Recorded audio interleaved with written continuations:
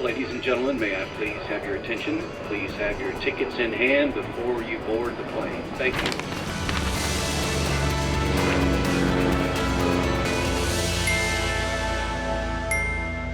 Hello and welcome. I'm Johan Castell and you're watching Wings. On the show today,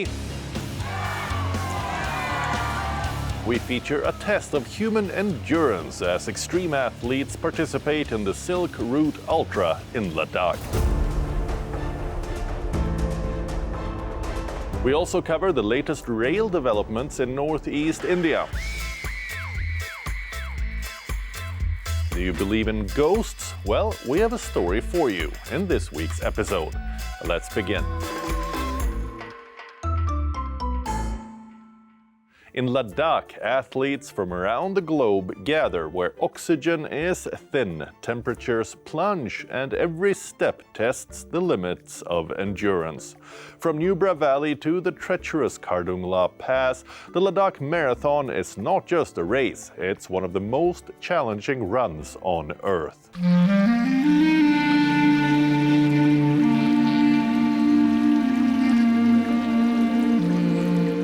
High in the Himalayas, where the air is thin and the mountains touch the sky, runners from across the world have gathered in Leh, Ladakh, to push the human body to its absolute limits. Here, oxygen drops by more than 30%, temperatures plummet, and every step tests your spirit.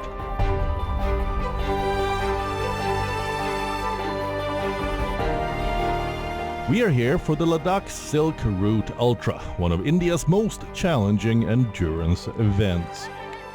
This is a story of adventure, sustainability, and resilience at over 3,100 meters above sea level.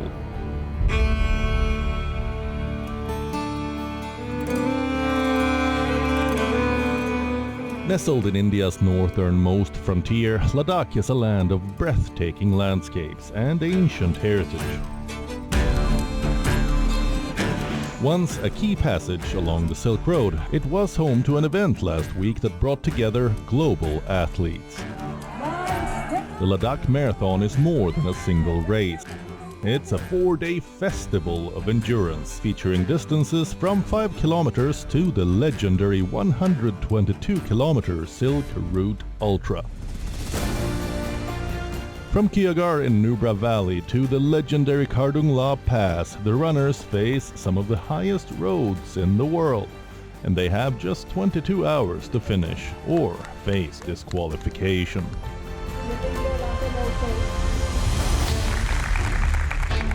The day before the Silk Route Ultra begins, runners gather at the NDS Memorial Sports Complex in Leh for a detailed briefing by the organizer. Here, athletes gather to collect their bibs and inspect their gear. After this briefing, the journey to Nubra Valley begins, and it's time to move.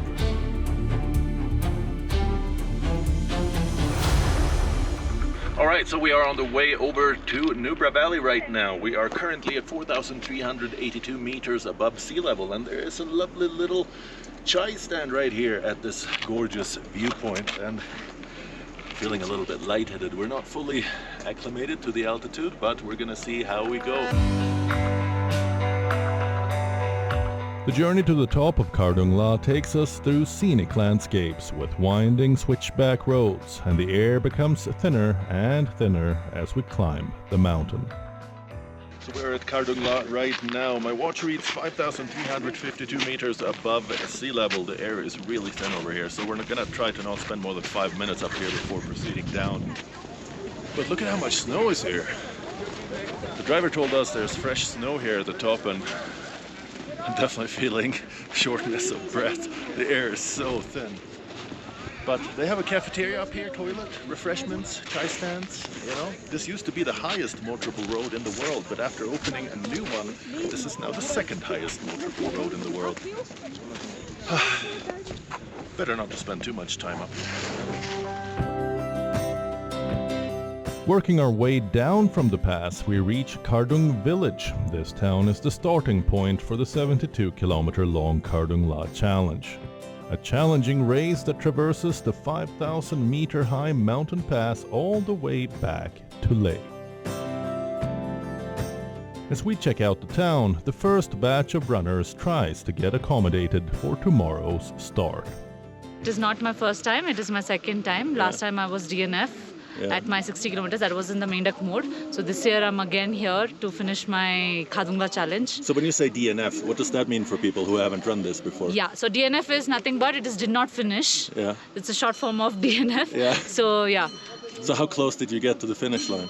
I was almost near to the Mendak mode. That is the last cutoff for the Khadungla challenge. Oh no! I was almost there. The frog is sitting there, and I'm like, okay, I didn't reach there. So it was like that. I've been to Leh a lot of times before. I've done a lot of biking here. I've done a lot of mountains out here.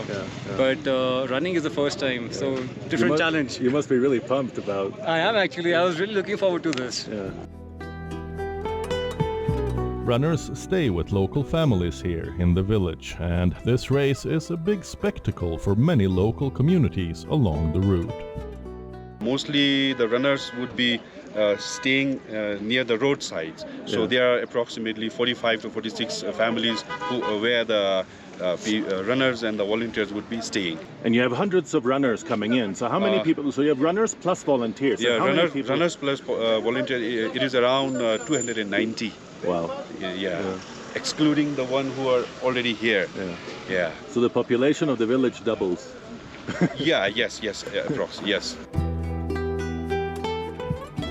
So we are in Nubra Valley right now. This is the launch off point for the Silk Route Ultra. Now this Ultra Challenge is going to start from Kaigar village, which is located right over here up towards Siachen in the Panamik Valley. And we're going to go over to that location and see how people are preparing, how these ultra athletes, there are about 80 to 90 of them over there right now who are already acclimatized. They're now preparing their schedule, their rest, their nutrition to make sure that they are optimally prepared for this extreme challenge.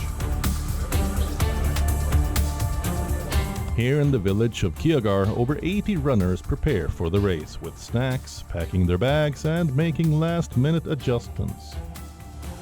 We have a strategy and I have a complete plan. In fact, I've got plan A and plan B. Depending how you feel. Absolutely. If plan A doesn't work, I have plan B. Last year I didn't finish. I also tried it. So this year there's a bit of extra pressure on completing it. Also we've been here for at least 10 days. Yeah. So you feel well acclimatized? Not really. No, it takes more time. But I think good enough to take up the challenge. Yeah. What is your strategy going into this? Do you have a high confidence level of finishing this time? It's hard to say. It's hard to say. Yeah, it's hard to say. I mean, confidence is always there. This year again, this crazy mind has got me here. Well, this place is so awesome. The management, the kind of run. You're just loving the mountains and the stars and below under the sky. It's an awesome event, and I wish everyone do join this event once in a lifetime. Sophia, how are you feeling right now ahead of the race? This time I'm super excited. How many women are participating in this year's I challenge? think there are 6 to 7 women they are participating. Do you have any message to inspire other women to take part in activities like this? Just go out from home and there is no limitation in life. It's only in mind. So it's only a mindset. Additionally, a doctor is on site to provide athletes with a quick medical checkup before the race begins. Almost everyone is in good shape, saturation and pulse rate, everything is fine. Just, a few of them have a high blood pressure. Not too high, but again, we're looking at that. After a short while, all runners make a move towards the starting line. This extreme challenge begins at 7 p.m. and runners have 22 hours to complete the race before the final cutoff.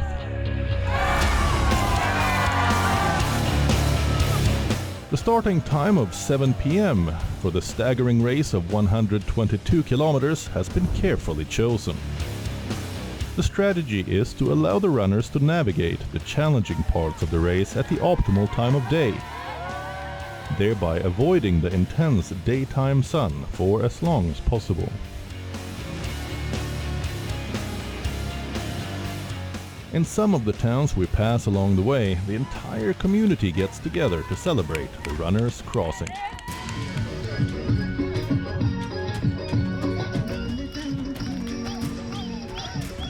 Further up the road in the Kardung village, the next race, the Kardung La Challenge, begins at 3 a.m. For this challenge, over 200 runners participate. When they ascend toward K-top, we can see many headlamps leading the way in the dark Ladakh night. Meanwhile, the leading runner for the Silk Route Ultra is way ahead of the rest. He is leading by such a huge margin that not one more runner is visible as far as the eye can see. There's no time to stop to drink water or eat a banana if you're going to be number one. This is Sewang Kundan, currently the leading runner of the Silk Route Ultra. He finished in second place last year and has been preparing for this race for a considerable time, adhering to a regular training schedule of 6 days a week. So this is what one of these checkpoints look like. We have Snickers. What is that? Guru chocolate. Some fruits, lemon. That's a sandwich. Sandwiches. A good little snack station for the runners on the way to the finish line. The landscape on the way from Kardung La to Leh is so gorgeous that we have to remember to keep our eyes on the road. And for runners like Sewang, who are making a record time, the sun is just now rising over the hills as he descends towards the finish line in Leh's market. Ladakh Scouts Sewang Kundan becomes the champion of the Silk Route Ultra by completing the race in 13 hours, 50 minutes and 1 second. Last time I finished 122 kilometer in 14:11. Yeah. This time I finished 122 kilometer in 13:51. 01. Wow. First thing is good practice. Yes, consistency. Yes. How often do you practice? Do you run every day? Morning, yes. We ran 1 week, Monday to Saturday. Yeah. Saturday we have long run. 6 days a week. Yes. You run. The Ladakh Marathon is the brainchild of Chewang Motup, who organized the first edition back in 2012. Since then, the event has grown to become what it is today, when nearly 6,600 runners participate. The locals have been really have been dominating the race for the last so many years.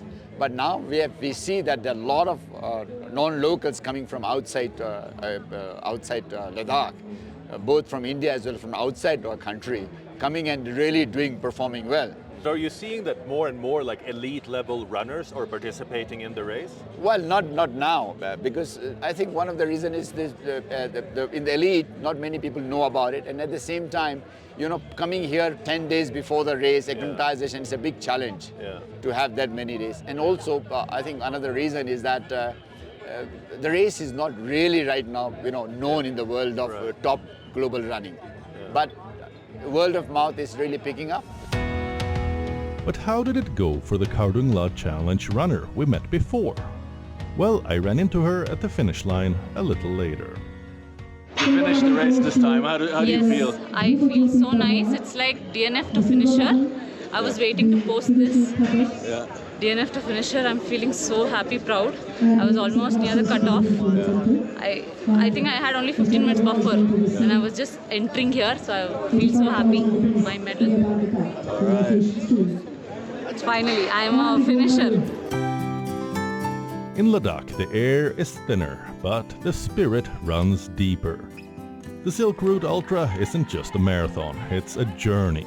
A test of human endurance, a celebration of community, and a promise of sustainability. Because here, at 11,000 feet, every step leaves a mark, not on the land, but on your soul.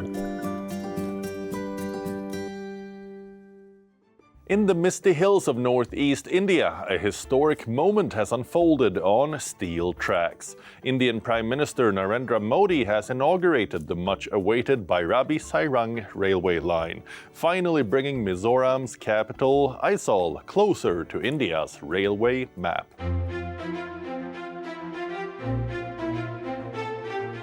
For a state where train travel was once limited, the arrival of this line marks the beginning of a new era.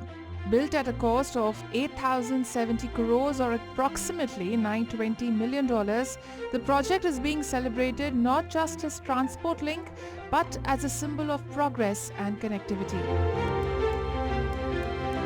The line is nothing short of a modern wonder, an engineering marvel with 45 tunnels stretching nearly 13 kilometers. The railway line has 55 major bridges and 88 minor bridges. One bridge stands at 114 meters, taller than Delhi's Qutub Minar by 42 meters. Also, 5 road overbridges and 6 underpasses complete the network. The first trains flagged off include the Sairang Delhi Rajdhani Express, Sairang Guwahati Express and Sairang Kolkata Express, which directly link Mizoram to the nation's major cities. For locals, the benefits are immense. A journey from Silchar to Aizawl, which once cost up to 1,000 rupees or around $11 by road, can now be completed by train for under 80 rupees or less than $1. Meet Priyanka Singh and her daughters, who have been travelling across India for years before settling down in the capital city of New Delhi. Interestingly, from 2007 to 2009, the family had a brief stay in Mizoram, a period when this Northeast Railway project was sanctioned. I am planning to take my children to Mizoram by train because आजकल लोग train journey करते नहीं हैं, but it is exciting. Yeah, it'll be very interesting to see because while we were there, we only used to take flights. We always used to hear about this project coming up, and now that it has finally come into action, it actually feels really good. In Aizawl, travellers can explore the mystical Raik Tlang, explore caves, rivers and waterfalls, or try cycling adventures. Nearby, the Aizawl Golf Course offers year-round play, and Wantwong Falls, Mizoram's highest, tumbles 229 meters in stunning beauty. The Berabi Sairang line is part of a broader railway renaissance sweeping across the northeast. Since 2014, allocations for railway projects in the region have increased fivefold. Looking beyond Mizoram, several major railway projects are reshaping connectivity across the northeast. In Sikkim, the Sivok Rangpo project, spanning 44.9 kilometers, is due for completion in 2027. In Arunachal Pradesh, the Murkong Select Pasighat line is under construction with phases set for 2025 and 2026. Manipur's 110.6 kilometers Jiribam Imphal line is being gradually commissioned, bringing railway services to the state capital. Meanwhile, Nagaland's Dimapur Kohima line, covering 82.5 kilometers, has already seen its first section commissioned in 2021, with passenger services rolling out the following year, finally enabling visitors to take the train on their journey to Hornbill Festival. The new line is more than steel and concrete. For Mizoram, it means breaking free from isolation, and for travellers, it means discovering a region of breathtaking landscapes and rich culture. From eerie legends of haunted dolls to Lady Gaga's gothic music video, step into Mexico's island of the dolls, where horror and pop culture meet.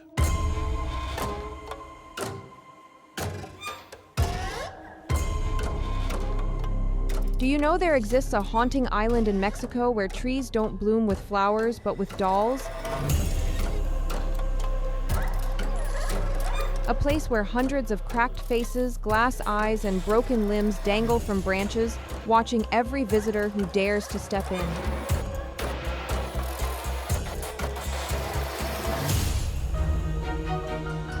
This is the Isla de las Muñecas, the island of the dolls, hidden deep in the ancient canals of Xochimilco, Mexico City. Its story began in the 1950s, when a farmer named Julian Santana stumbled upon the body of a young woman who had drowned in the waters. Haunted by what he believed was her restless spirit, Santana found a doll floating nearby. He hung it on a tree, hoping to appease her ghost. To his surprise, the vision stopped. From then on, he dedicated the rest of his life to gathering dolls, whether discarded, gifted, or donated, stringing them across trees, fences, and huts.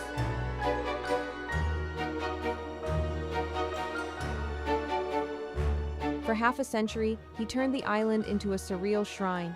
Today, around 1,500 dolls inhabit the site, their weathered faces peeking from trees and walls. Among them sits Santana's most treasured doll, Agustinita, perched like an idol on a decorated Trajanera boat. Julian died in 2001, but his legacy endures in this eerie museum of silence.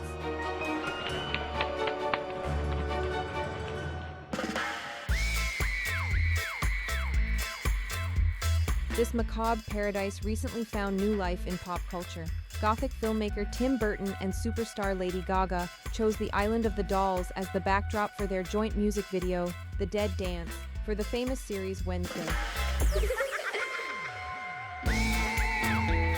Lady Gaga appears as one of the dolls themselves, merging into the chilling landscape of cracked porcelain faces and decaying limbs. The 3-day shoot was carried out under strict secrecy. Over 60 crew members arrived with 18 Trajanera boats loaded with cameras, tents, food, and equipment, transforming the island into a film village. The video's release was met with a storm of curiosity and superstition. Hours after it premiered, Gaga canceled a concert in Miami, citing vocal cord problems. Online fans immediately whispered of the curse of the Xochimilco dolls, claiming the pop star had been hexed by touching the haunted toys. True or not, the myth only added to the island's allure.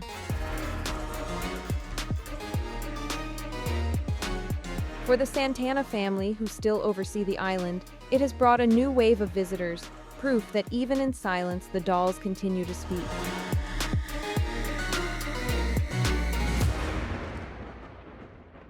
That's all we have for you on the show this week, but we return with more content next weekend. Until then, it's me, Johan Castell, signing off. Goodbye.